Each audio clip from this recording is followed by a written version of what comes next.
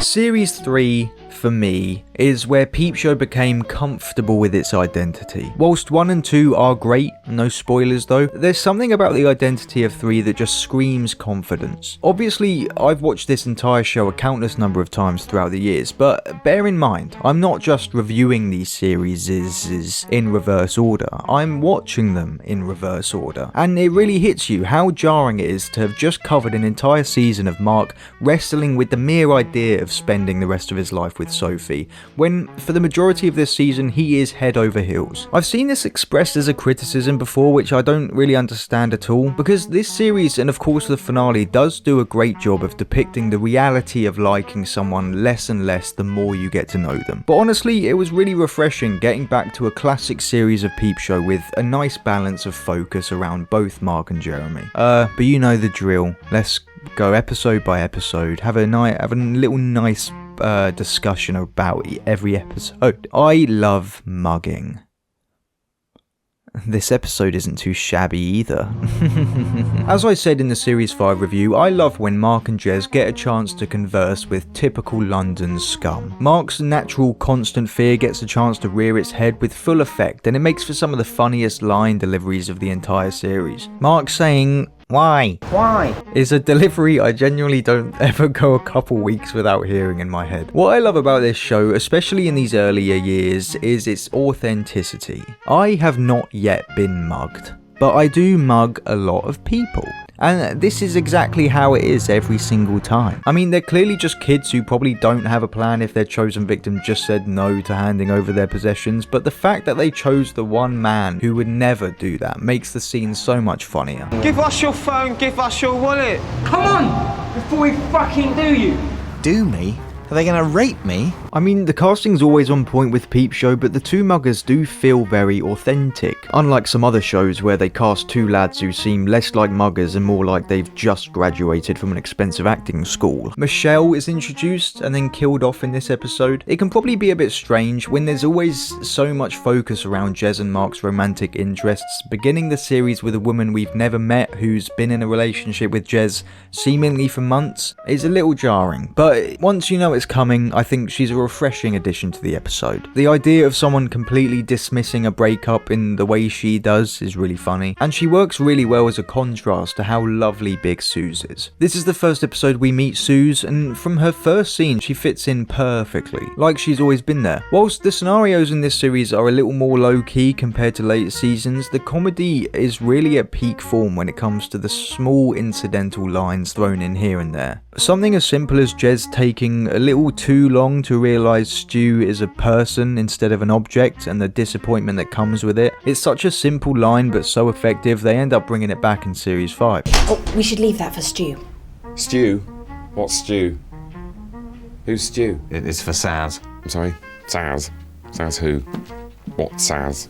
Hi. As I've stated before, Mark being out of his element and so clearly being taken advantage of always gets a laugh out of me. Arranging a formal meeting with the acquaintances arranging a formal meeting with the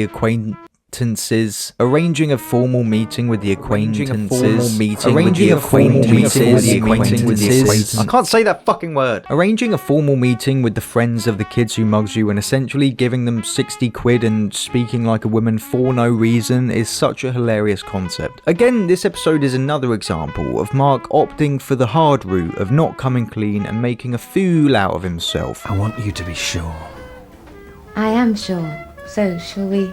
Oh, God, I want to. It's just these damn reports.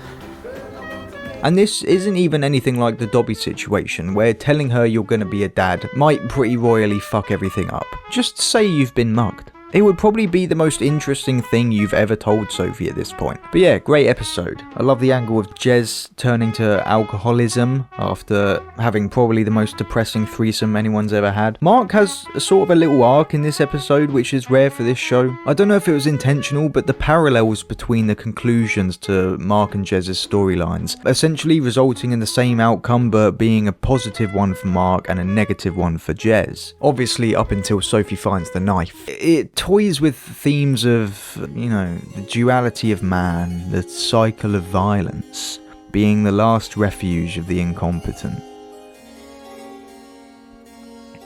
I don't really mug people, by the way. Sectioning is a pretty good episode. Mary is another fun addition to the show. Jez and Hans planning to open a pub is a funny concept. Mark doesn't really have much to do in this one. We just get a couple glimpses into him and Sophie navigating being a couple. I mean, the phone sex scene, Sophie really doesn't know Mark at all if she thinks this will make Mark anything but awkward and uncomfortable. It's going to be fun for no one. Sorry, yeah, I don't really have much to say about this one. It's not a bad episode, but when you look at it as a whole, not much really happens. Mary's introduced and then found to be crazy, so the boys section her, and then they visit her in the hospital and tried to get the pub deed signed over. They have a squabble, and that's pretty much it. And those scenes are intercut with Jez and Superhands arguing about the pub and Mark and Sophie trying a long-distance relationship. But this is what I mean, though, about the enjoyment you can get out of a Series 3 episode just through the dialogue and interaction alone. Things like Jez thinking it's at least worth trying to call the 3-digit number. It's not going to work. It doesn't work. I love the times in this show we get a small bit part character played completely straight, just thrown into Mark and Jez's madness. Your dream is just everyone on the omnibus, grey, eating grey sludge. That's your dream, isn't it? No. Now, this episode ends with the implication that Sophie cheated on Mark when she was away. It's left pretty ambiguous. She thought Mark was cheating on her and in the span of one night did something. Don't know what. Because of the ambiguousness, it's hard to determine whether this is truly in character for Sophie, but it is surprising it's never brought up again. Like, you know, for instance, when Mark was trying to find reasons to call off the marriage. I like how uncomfortable and sort of sad this ending is, but when it lacks a real reason for being there, it just kind of seems like an excuse to have an impactful ending. But now I think it'll be alright. Anyway, I've got to get my... So I'll call you later. Man, Olivia Colman is so good. But yeah, not my favourite episode. Shrooming is my favourite episode. I know I've said that before. Jeremy's broke, wedding, seasonal beatings. Depending on the day, my favourite can differ, but this is one of those episodes I'm just always in the mood for. I do gravitate towards these almost bottle episodes. There are a couple scenes at Suze's work and JLB, but the majority takes place at the flat, and I don't know, I find these episodes very, very homely. This episode's pacing is really great, and it's really chock full of stuff happening, unlike the last one. Superhands breaking the door down at the beginning, prompting the first appearance of Big Mad Andy, Jez having to wedge the door in and eventually resulting in one of the funniest endings of the show's history. Is that normal pooing you're doing? Yep. Oh yeah. I'm jumping ahead a bit, but whilst endings like the last episode I feel were giving Mark an unhappy ending just for the sake of it, not to mention an unfunny, sad, unhappy ending. With this one, and even the next one, it's all about the bigger picture. Mark does wrong a lot, but it's the episodes where he doesn't really do anything wrong at all that are made all the funnier when he's punished at the end. He was terribly ill this entire episode. Jez poisoned him, locked him in his room, told him to shit in a bag, and we end off the episode Mark being humiliated, kicked off the presentation team by Johnson, and is given a completely undeserved stern verbal beating by Jeremy. It's hilarious. If I were you, I'd think about what you've done. Just have a long, hard think about what you've done. Superhands being the worst person to do mushrooms with is very in line with his character. Suze, have another dose. That'll sort you out. Maybe. You're on the edge now and you need to pick the right way. Because one way's heaven and the other, well, probably best not to think about that right now, but it's fucking horrible. We don't learn much about the girl he's with, but this line from Hans always cracks me up. Yeah, and now you've got your room at the centre and you're making your masks.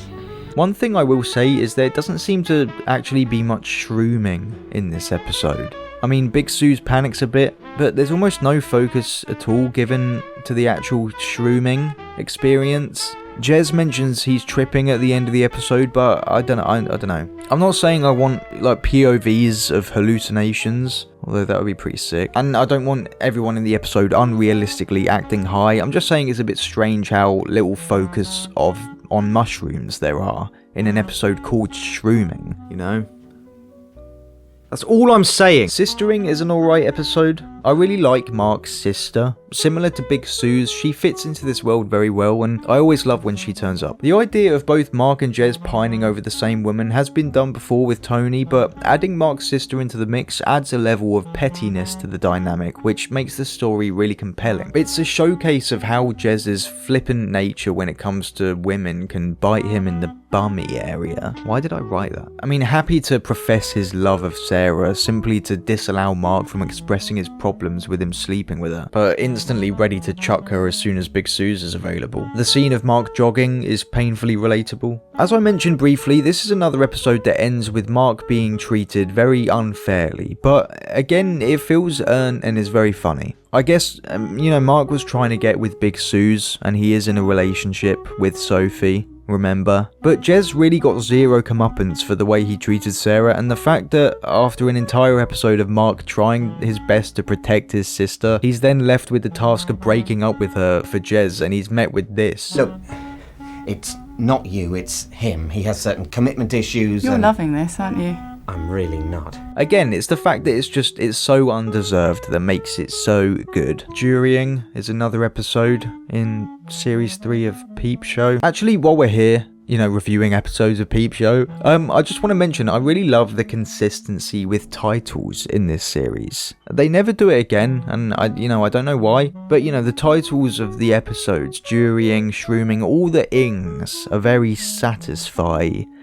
As I mentioned, this series in retrospect does do a great job of showing the holes in Mark and Sophie's relationship. I forgot to mention this earlier, but the coffee shop scene and sectioning does a great job of telling us Mark's entire perspective on what a partner should be in the first place. I've got a girlfriend. A proper girlfriend, reading a bestseller about child abuse. I'm just a normal, functioning member of the human race, and there's no way anyone can prove otherwise. Someone mentioned this in Series 4 video comments, but it's all about perception for Mark. Having a girlfriend is entirely superficial. It gives him instant validation in the eyes of strangers, in his mind. Obviously, in reality, no one actually gives a fuck, but for a man like Mark, who feels so uncomfortable in his own skin, and probably deep down feels like he can't truly be loved at a fundamental level, validation from strangers is the best he can hope for in a relationship, and it's very, very sad. I don't think this is entirely the case for Mark's character. He does seem to have true feelings for Dobby later on. Probably. Maybe. I don't think Mark's relationships are all entirely built on perception alone, but I believe his relationship with Sophie definitely turned into that. I am working on a video that dives a lot deeper into this, so, so stay tuned for that. And remember to hit that motherfucking subscribe button. Bye! Shit, we're not done. But this episode does a great job of showing the unequivocal differences between Marcus and Sophia. Jez's subplot is really great, striking up a relationship with the defendant in the case he's doing jury service for, to find she's innocent but then convincing everyone to say guilty anyway just because she scares him a bit and doesn't want to be stuck with her. And the truth is that this woman is evil! And it results in one of the most defining Jez lines of the show. Oh yeah, justice is done. Not actual justice, but what I wanted to happen, which is basically the same thing. I love when Jez speaking just absolute bullshit kind of works. He's broken every law possible in this situation, but the fact no one but Mark seems to care, even the other jurors, is hilarious. The guy who takes a liking to Mark is great. I hate these sorts of people with a passion, and this show does a perfect job of portraying him. This guy is literally a moron. Just the entire club scene is really fun to watch, with Mark faking being on drugs and Jez giving advice. Good episode. Brilliant moments. Great moments. Amazing moments. Quantocking is probably my second favourite episode of the series next to Shrooming. Through the couple instances of Hans going sober in this show, this is definitely the best. Right, well let's crack on. Don't say crack, Jez, yeah? Please, not now. Because you saying crack makes me think about crack, and I love crack. I love his very subdued delivery as he's insulting Jez because he won't give him any drugs. No. You stingy bastard. You're mean. And you're fat. and ugly and stupid. There's no need to be nasty. This is the episode that most deeply explores the relationship between Mark and Sophie, and I do love how they leave it open enough for there to be a believable split road situation, with both of them in this episode independently coming to opposite conclusions about the state of their relationship. I mean, with Mark ready to make the ultimate next step and Sophie seemingly being pretty much done with the relationship at the beginning of the episode, they really just pass each other like ships in the night by the end. The conversation with Jez on the moors is probably the biggest catharsis Mark has ever had in this show. As I mentioned before, Mark's sole motivation in this relationship was the perception of others, but I think it was also fueled by the fact that he did have a crush on Sophie for so many years. And you can kind of forgive him for the fact that not actually wanting to marry Sophie didn't even occur to him in the first place. It's almost like the more we've got to know each other, the worse it's been. But this scene is actually really nice for his character. It's the first time he seems to have a willing grasp on his life moving forward. The first time he's excited to have some control over it. But it's also the last time he ever does. I love Jez's role in this episode as well though. He doesn't always give the best advice, but he really is on top form when it comes to the Sophie subplot from here onwards. Anytime there's a long scene with just Mark and Jez talking, I can spend hours dissecting every single line and saying why it's so funny. But I don't want to. But yeah, really great episode. Miles better than the sequel that frankly doesn't deserve the title Quantocking. Great season, great setup for arguably the best series. That's series 3, everyone. That's series 3. See you later, have a good time. See you later, baby doll. See you later, doll face. See you later. See you later. I hope you have a good time, doll face.